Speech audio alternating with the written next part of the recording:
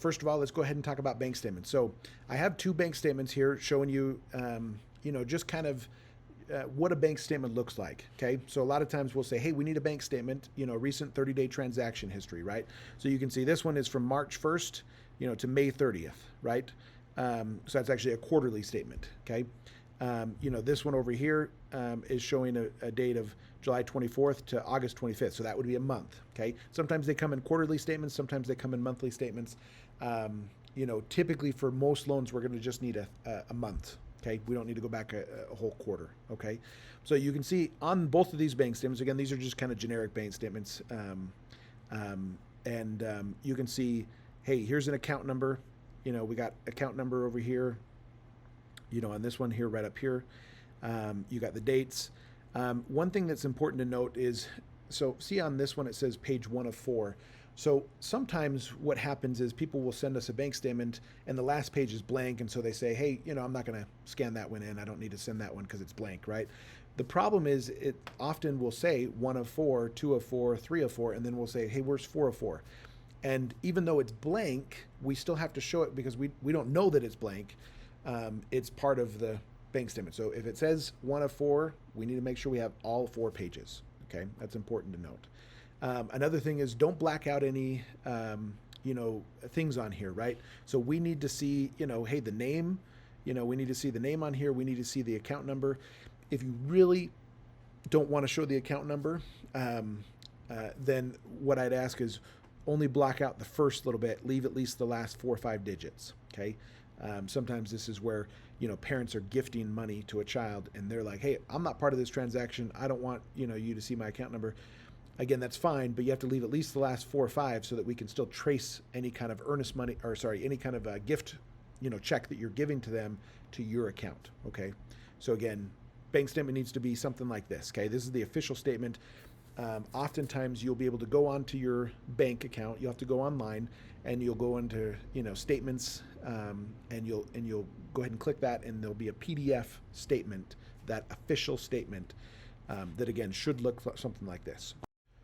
Okay, so let's talk about transaction history reports. Okay, so what happens is we'll have gotten a bank statement from you, and in that period of time, you've put down your earnest money, or maybe you've had another deposit, that shows you have more funds to close. We're going to need an updated statement. Okay, but let's say we're closing in the middle of the month, and that bank statement won't come out until the end of the month. So what do? This is where a transaction history report comes in handy. Okay. Now, a transaction history report is not something you can screenshot from your phone. You need to actually go online and essentially print to a PDF the last 30 days. That's the easiest way to do it, is just do a last 30-day transaction. Then that will overlap with your statement, because the main thing with a transaction history report is we can't have any gaps. So if the statement ends September 30th and you do a transaction history from October 15th, well, we have 15 days there that we're missing, right? And so we need to see all of the transactions that transpired in those 15 days also. So it's easier if it's October 15th, just do 30 days back. Obviously that'll overlap with your statement. That's perfect. That's what we would need, okay? As far as how to get those statements and stuff like that, oftentimes, you go online and you can see, this where you'll go in and see all transactions. You put in a period of time, sometimes you can just say, hey, 30 days, or you can put specific dates and stuff like that. But again, you're trying to show all the transactions that have transpired over the last 30 days or so that we can see that, right? We want to be able to see what's going on. And because the main thing with loans you have to keep in mind is we have to source the funds. So we have to show that it was your funds, that there was no crazy deposits in there, no cash deposits from cash under the mattress or something like that. So that's why we have to see, the whole statement, right? And that's why we have to see the whole transaction history and have no gaps. We want to make sure that it's good, okay? So again, nowadays I know people like to use their phones and stuff like that. Oftentimes the phone is not going to have what you need there, okay? So you're going to need to actually go online or go to a bank and print off that last 30 days transaction that overlaps with that last statement, okay? Let's talk about earnest money checks. Sometimes people are like, hey, what does this look like? So I'll often say this is a canceled check, okay?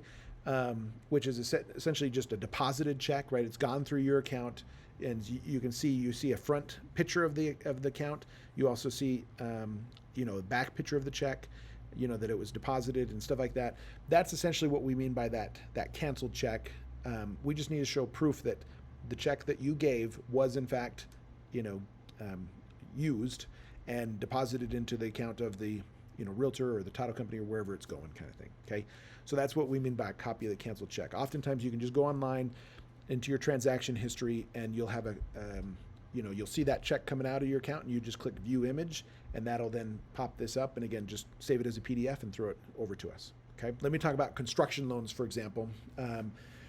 So most loans just require the last 30 days, sometimes 60 days of bank statements. Okay, so with a construction loan, we will often have to go further back. And the reason is, whenever you've put money down, we have to document that. So if you're closing on a home in this month, and let's say it was back in February that you deposited $50,000 for a construction deposit with your builder, again, that's fine. We would just need to make sure we see February's bank statement. Okay, so we need to see that money coming out. We'll see a copy of the check, just like I'm showing you here again, and then we'll see the bank statement for February. And so it'll show both that you had the funds to give, okay, and that it then came out of your account, and this is the copy of the check. So again, we're just trying to trace everything, right? We have to document that you actually gave money and that you actually had the money. Okay, so again, I know people are like, well, obviously I did.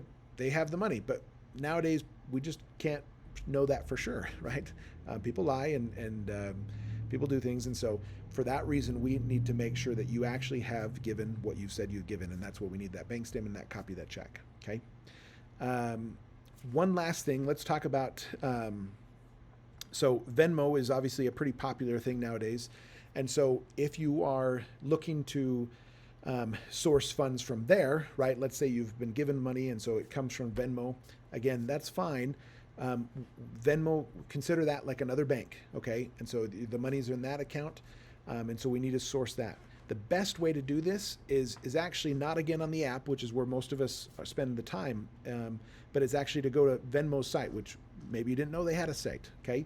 So if you go to Venmo.com, I wrote all the directions here so you can see this little screenshot here, but essentially, you'll log in, using the same stuff that you would do on the app, and then go back to the last 60 days, okay, or 30 days or whatever period of time, but you'll do that, and don't download the CSV. This is like the Excel thing. That's not what we want, okay?